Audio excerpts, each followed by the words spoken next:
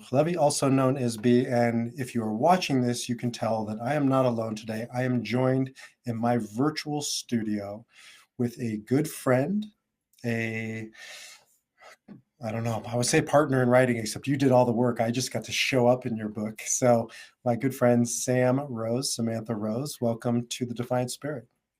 So happy to be here. As I mentioned, you have just written yet another book. If you haven't read many of Sam's books, they're all over the New York Times bestseller list. I read that. I was like, makes sense. She has spent so much of her lifeblood bringing ideas to reality through the written word. And Sam, I'm telling you what you already know, but I got to meet you through my sister, Rebecca Rosen, who you have partnered with on many books. And now here we are. You have just released your own book. So welcome. Thank you. Well, we've talked about doing this for quite a while now, so I'm so excited we're finally doing it. Yeah, we started talking many, many years ago at this point. We started talking about the subject matter of your book, which at the time, certainly I don't think you conceived of as being a book, but has not only turned into an amazing book, and I don't just say that just because I have some cameos in there, but because it's really a worthy and meaningful read around a very difficult topic, of course, suicide and the suicide of your beloved mother. So maybe just tell us a little bit about this book. By the way, if you're listening, it's called Giving Up the Ghost. Jump over to Amazon and check it out. But Sam, why don't you tell us about this book, about your journey to writing it, and we'll go wherever you want. This technically is my podcast, but I'm turning it over to Sam for the hour so she can guide us wherever we're going to go. Okay.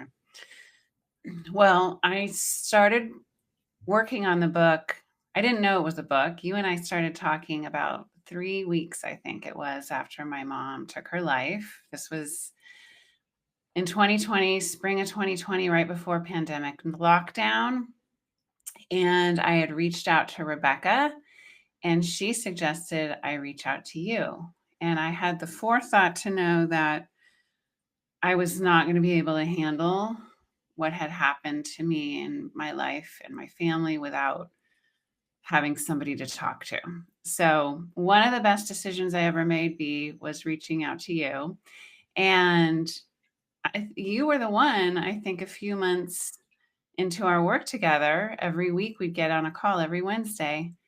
And you said, you should write about this.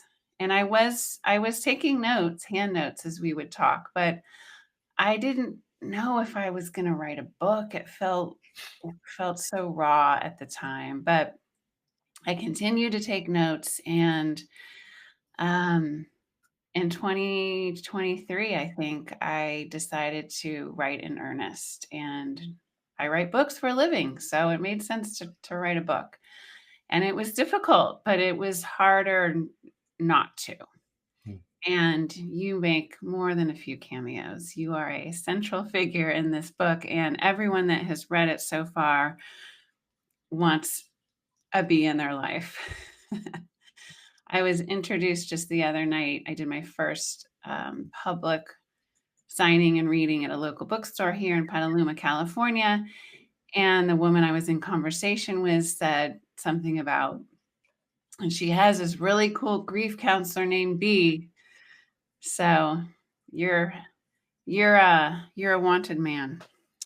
Well, I'm honored and privileged to play my part on your journey, your mom's journey, your family's journey. There's so many journeys here, and I think just the name that you've given to it really brings up a lot for me, and knowing the content and you, and it's called Giving Up the Ghost. And especially because you spent most of that time as a writer. I know you have books that you've authored by yourself, but for the large chunk of your career, you've been a ghostwriter, right? Right. And so I think there's many double entendres in that, because you're also an Enneagram 9, the peacemaker. And so there's a lot of, I can feel in this book and in our conversations and in your life, really stepping to the forefront, stepping into the spotlight, which isn't necessarily the place you like to step most. So I think there's a lot of giving up different types of ghosts on this journey. There have been. And one of the cool things about writing, is it reveals things that you don't necessarily know were there in the writing. So, and it helped with our conversations back and forth too. Things revealed themselves to me in talking with you that I didn't know were there. And this aspect of ghostwriting, I've been ghostwriting for almost 20 years now. And then realizing that I'd really internalized the role and had become a ghost in my life in a lot of ways, playing small, being very comfortable, being the invisible one.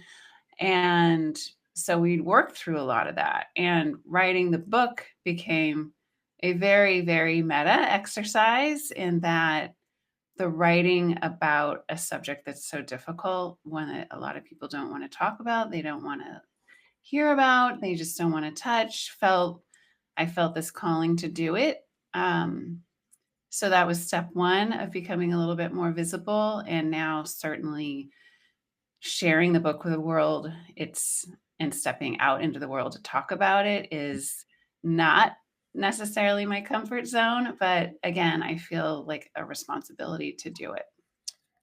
Well, I kind of created a monster or maybe an Enneagram 8 like myself because you didn't just like step out into the spotlight. Like you took, and this will be a good segue into a conversation about the topic. You took perhaps the single most challenging, difficult, off limits topic there is in our society, and you stepped into that conversation.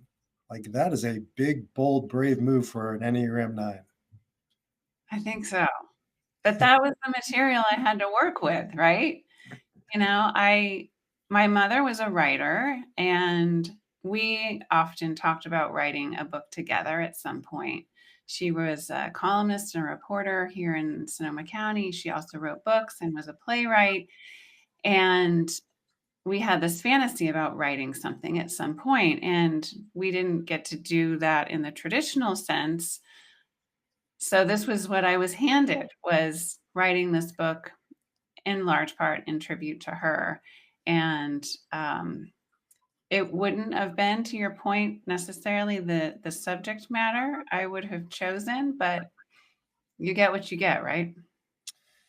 You get what you get, and some people step away from what you get, and some people step into it. And I've watched you over the past few years step into it, and I won't let you off the hook with just some, real um, admiration for what you've taken on.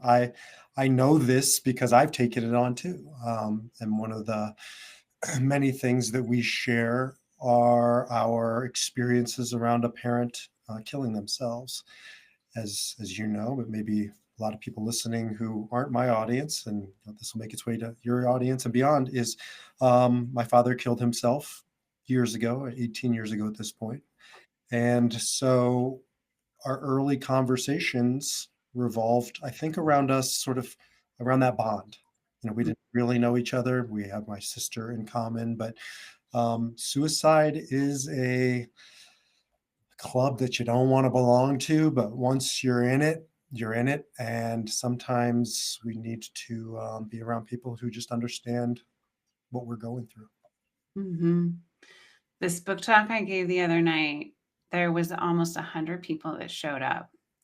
And at one point, before we started taking audience questions, I asked if the crowd would be willing to raise their hand if they had been directly or indirectly touched by suicide. Mhm. And a lot of people raised their hands. It was it was quite something. I wasn't surprised necessarily, but no one's walking around holding up their hand or wearing a t-shirt saying I survived suicide, or we don't know how many people are affected by this. And the longer I've been in the club, I'm realizing it's not an isolated group. There's a lot of people, but we're not necessarily talking about it. Uh, and It's that was one of the questions I got was, why I wrote the book. And I started writing it really for me, to help me process what had happened. and to try to untangle all those questions that are left behind with a death like this. And then also writing it for my mom, who I felt I wanted to give her a voice, that I thought she still had things to say, or things I wanted us to talk about anyway. And then the bigger why was, again, the importance of having the conversation and giving permission to people to talk about the scary things, even the scary, hard things that maybe we don't want to acknowledge. But if we don't acknowledge them, I mean, that's what you've taught me, is they don't go away. They just, they wait for you. So well said. What was your experience? You know, it's one thing to lose a parent. That's hard, and you can go through that. And then it's another layer, I guess, to experience that through suicide. What was your initial, what was the reaction of the people around you initially, or what were your feelings about it being a suicide? I don't imagine, immediately it dawned on you that you want to shine light onto the subject matter. No, I didn't want to talk about it either. I didn't want to say the word. It's such an abrasive, jagged word, you know? Um, I don't necessarily think we should rebrand it with something softer, but it might be more palatable if we did. Well, it was interesting because we went into this national and worldwide lockdown within a few weeks of my mom dying. And so there may have been more people that would have come forward, but they couldn't really. So I had this very small bubble of people, my sisters and some close family friends, that were willing to engage with me and the dialogue around it. And people reached out, but you get a sense that they're not sure what to say. I think with any kind of death, people hesitate with what to say or when to say it or how much or how little. And with suicide, it's just exponentially more difficult, I think, for people to reach out. And so my answer has become, it doesn't really matter what you say, just saying something is helpful. Mhm. What about you? Yeah, it's amazing to me that there's almost nothing that's off limits in our society today to talk about. Like 30 years ago, my grandmother killed herself. And that was a time, this was the 80s. Is that 30 years ago, 40 years ago? When there were lots of things that were off limits. I had a gay cousin. We didn't talk about that. I had divorced aunts and uncles. We didn't talk about that. My grandmother's depression prior to suicide. We didn't talk about that. So like it made sense. It, logically makes sense. You're not going to talk about this. It's another taboo. Fast forward to 2025. Like what's taboo?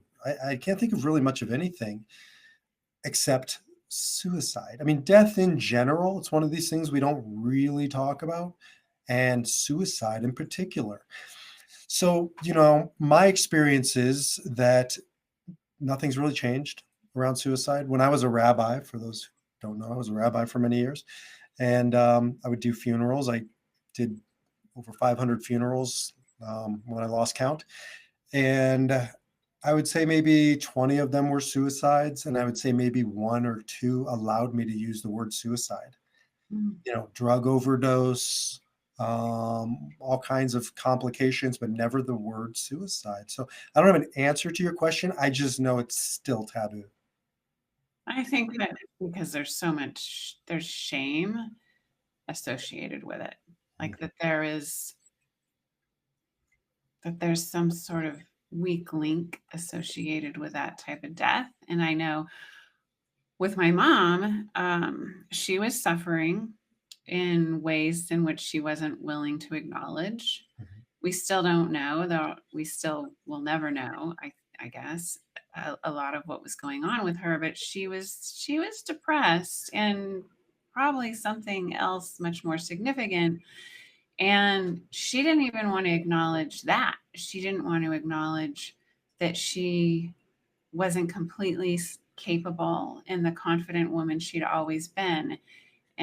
she hid a lot of it because I think there was a real stigma for her around mental instability. I mean, she never suggested she had mental illness. Um, and I think with suicide, it's just even a deeper layer of that, that there's shame attached to that type of a death. Yeah, for sure. Partially, it's that it's so counter, I don't know, distinct or opposite of our society. We're such a, like, stay on the surface, keep moving, just keep it going, be positive. There's this whole movement I call toxic positivity, where it's, rah, rah, rah, like self-help gone bad stuff. And then you come to something like depression, suicide. I call them the dark D's. Anything, disease, divorce, depression, death, all these things are counter that. And like, people will put up with it for a moment. People make room for it for a little bit. In the Jewish tradition, there's this thing called Shiva, which is 7 days after somebody dies, you just put on the brakes, you check out of life, you just sit for 7 days in it. And nobody does it anymore. Nobody. I mean, Orthodox Jews do, but 95% of America is not Orthodox Jews. Of the 500 families, maybe 2 or 3 families sat Shiva. Now, they'll sit for a day, maybe 2, possibly 3, but then it's, I got to get back to life. So I think partially we're up against something much larger, of course, than just suicide, which is our culture that isn't built for the darkness and stopping and sitting in it. I think that's true. I mean, we talked about that when mom passed, and I had the luxury, I use that word, it's probably not the right word, the luxury of COVID, right? I mean, there was all these complications due to the pandemic and a lot of suffering that went along for a lot of people because of that. But there was some grace in that for me, because I was able to sit in grief a lot of times alone in my own home for a long stretch of time. And the world was on pause, right? And so I was able to grieve in a way that I wouldn't have been able to do hadn't that happened. And I think you're right. It is a big miss that our culture doesn't acknowledge grief as something that deserves, not even deserves, like 100% demands our time, because it doesn't go away. I was saying to someone the other day, grief does not like to be ignored. It's impatient, and it will wait you out. It wants your attention and your presence. And that's one thing I have been able to do, is throw time at it. I think that is part of the upside of your wiring of who you are, right? You are a more introspective, again, I teach the Enneagram, a more introspective type that really goes inwards and slows down. And so I think that was to your advantage. I think COVID in some ways was to your advantage. I experienced this a lot with other people I was counseling. So, you did make time for it. And I don't want to take away your, free will, your ability to choose. You consciously got on the phone with me. You could have just sat around and, sat in sweats and watched reruns of The Crown I or definitely whatever. did that as well. But you chose to actively confront your grief. And that's a choice. And I don't think it's a choice that enough people even know is a choice. Like, you have to defy society's attempt to get you back to work. In corporate America, I think you get 2.5 days or something like that for grief leave, or whatever they call it, bereavement. And we got to defy those things. And you did. Mm-hmm. I think I was partially frightened by what might happen if I didn't lean into it. Given what my mom went through with denial of her condition and what she needed, and I think in large part running away from darkness, Mm-hmm. I worried about what that would mean for me if I just ignored it or shoved it aside. So it was an active and intentional decision to get ahead of it. I was watching a video about Jim Carrey. Have you kept up with Jim Carrey's journey? I have not. So most people still think of Jim Carrey as The Mask, as Dumb and Dumber, as a ridiculous comedian. He's no longer a comedian. He's no longer that guy. He had a mental breakdown, emotional breakdown 10 years ago or something like that. I think it was triggered by his girlfriend's suicide or overdose, same thing. And he now is really a deep man, and he's a poet. He's an artist. He says deep. I think he was the one who said depression, deep rest, deep rest. Like he just embraced it and stopped trying to put a mask. Literally, he was the movie trying to put a mask over it and just allowed it to wash over him.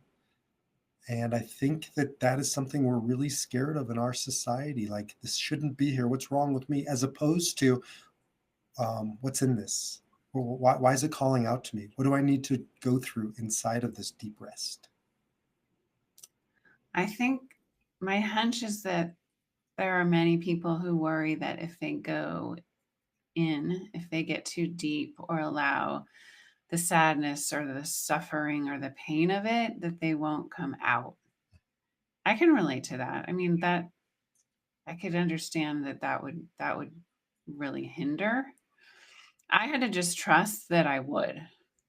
And again, I had you to hold my hand through it. Not everyone has a coach or a therapist, but there's always people. Mhm. I have learned that there are people who will see it and hold it with you, and that is so important.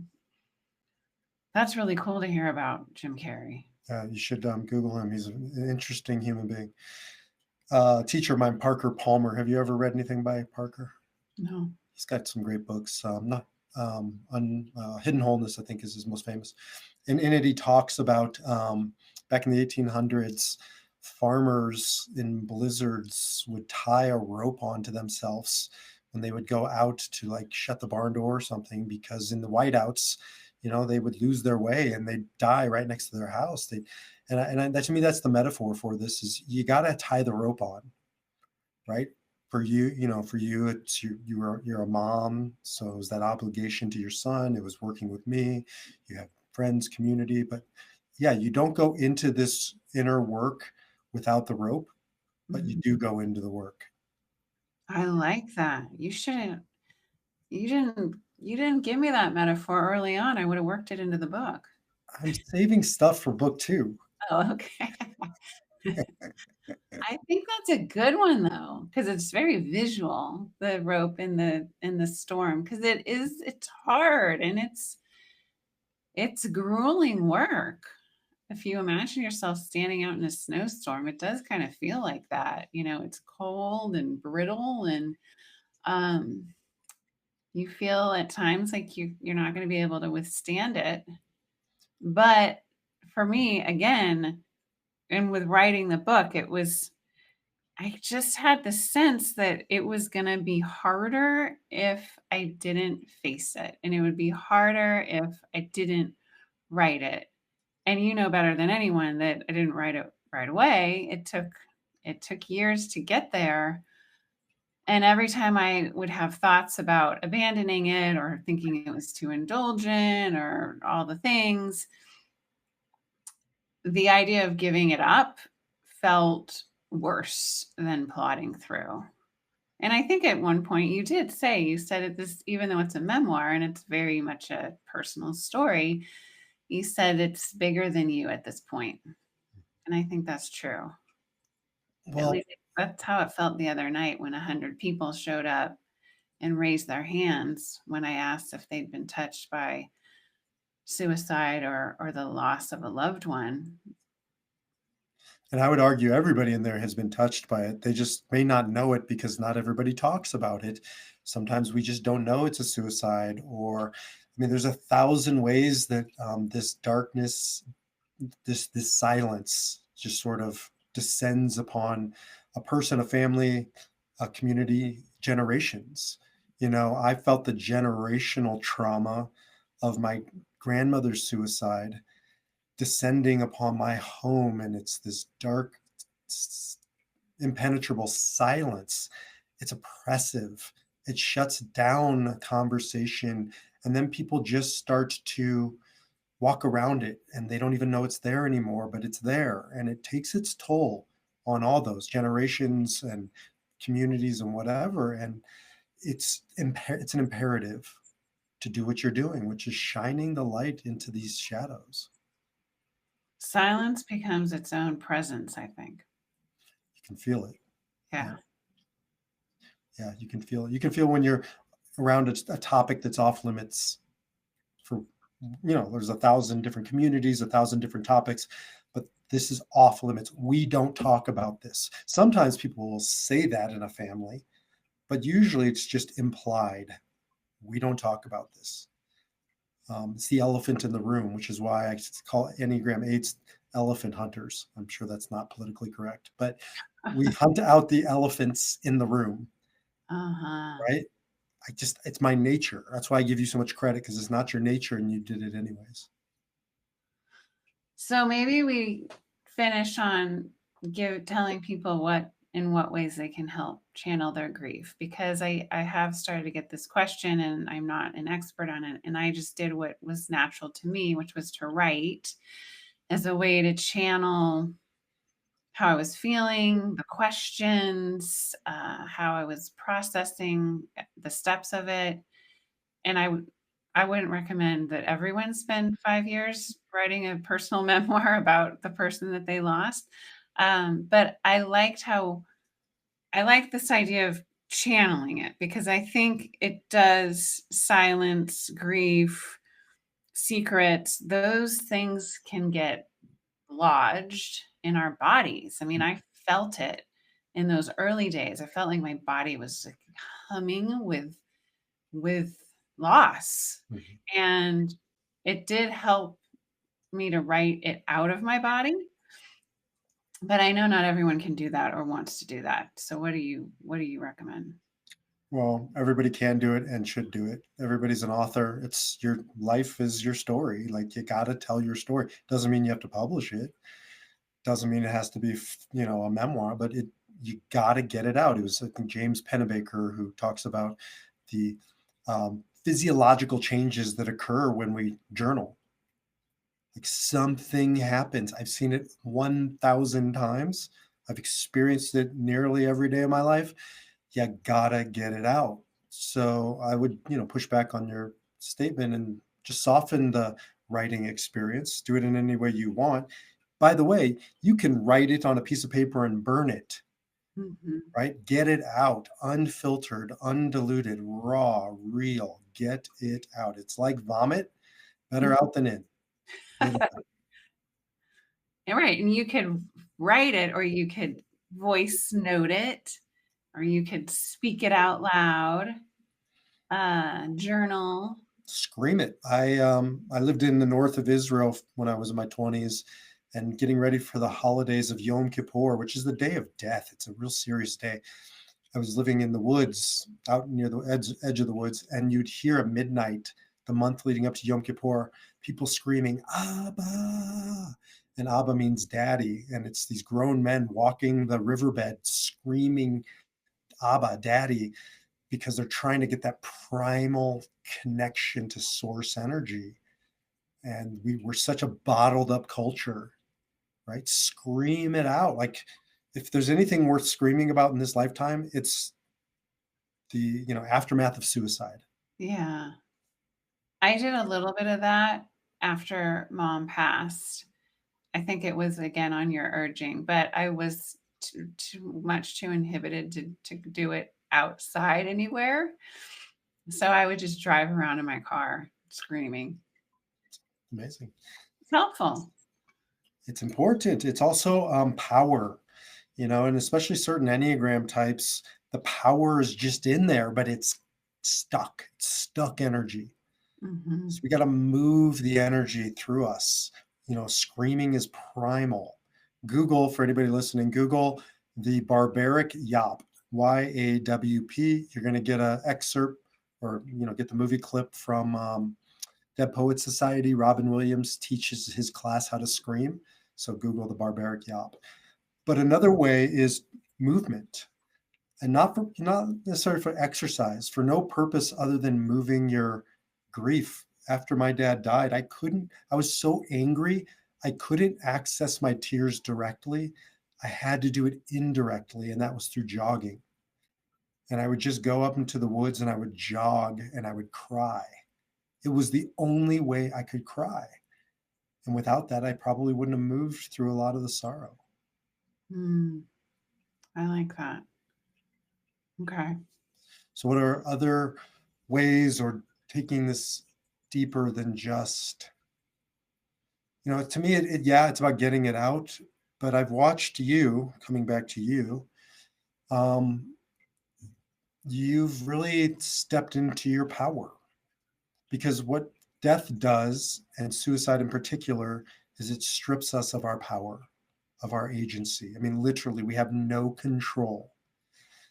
And it reminds us that we have no agency, and that we live, as I always say, on a rock in outer space, whirling around a hot ball of fire, waiting to die. We're all fucked, right?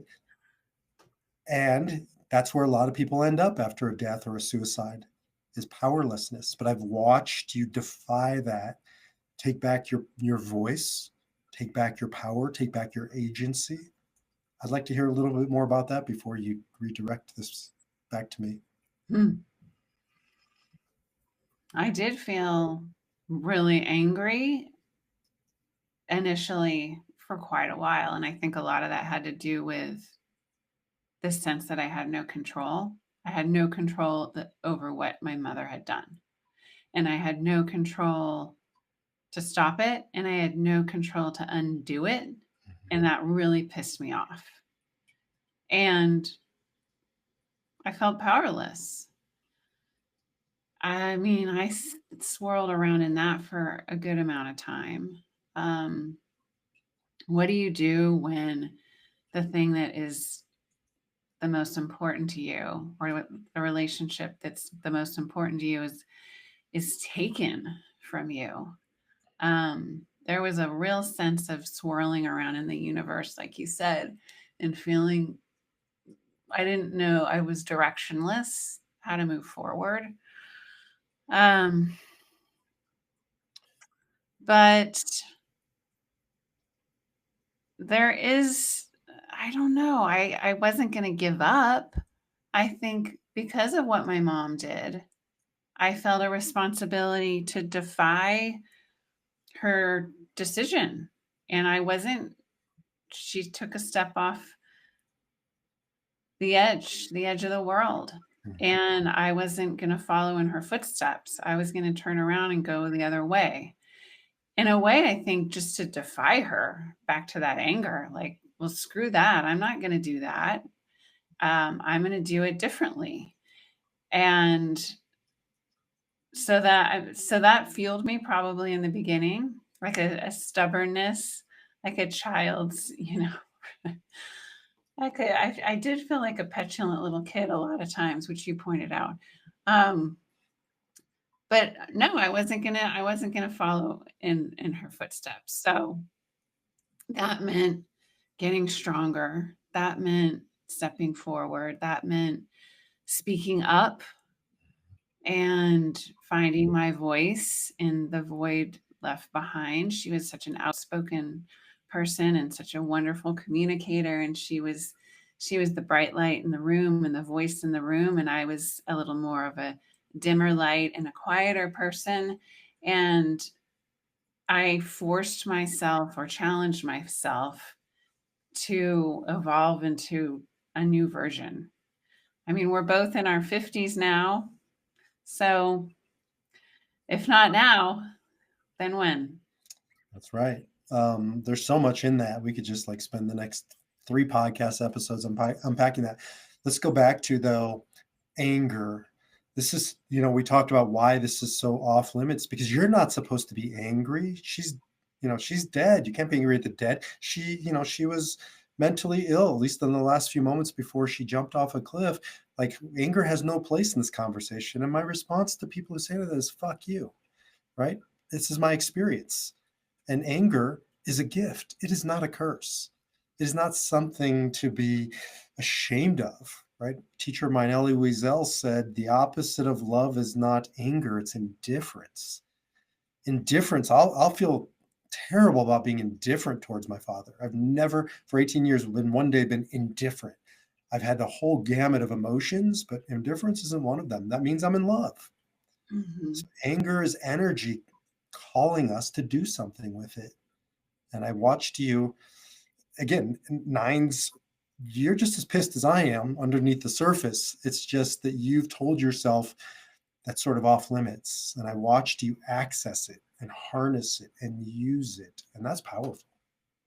I struggled with it a lot. That was one of the first conversations we had was I was really, really mad at her and at the situation and feeling like I shouldn't be, that I shouldn't speak that out loud, that there was something immature or selfish or inappropriate to be angry. But that was the predominant feeling that I had. And it ended up being very empowering to speak the anger out loud. And it took a long time to get past the anger. But I was able to finally get underneath it. I think because I engaged with it. Um, yeah, I'm glad I was able to give into that. And I wouldn't say we get past anger nearly as much as we move through it. We harness it, we use it. It's just part of the range of the human experience. And I don't want to color with just blue. I don't even want just blue. I want like the whole spectrum of blue in the big crayon box. Like, and over here, and then I'm gonna jump over to all the reds and all the oranges. And we sort of limited our experience with grief and with grief after the death of by suicide as here's the box, right? No, like this is a broad range experience. Your relationship with your mom was uniquely yours. You have to go through your unique process and all of it holistically. And I've watched you do that. It's been amazing. And to what you said about on the flip side of the anger was true, that I was so mad because I loved her so much. And when I was able to frame it that way, I felt less guilty, or I really stopped feeling guilty about being angry. I understood that it was enraging to me because the relationship was so important and that there was something that I was lucky in a way to have that, even though I did not feel like a lucky person at all after I lost her. But to recognize that I had a relationship worth that much rage. Beautiful. I mean, imagine your mom was standing up on that same cliff and somebody walked up and pushed her off. And you said to me, B, I have so much anger, rage at the person who pushed her. I'd say if you didn't, that's not healthy or just, but you did because your mom pushed, somebody, your mom, a version of your mom pushed your true mom off that cliff. And I loved my dad, right? How could my dad hung himself, spent his final 30 seconds staring at himself in a mirror.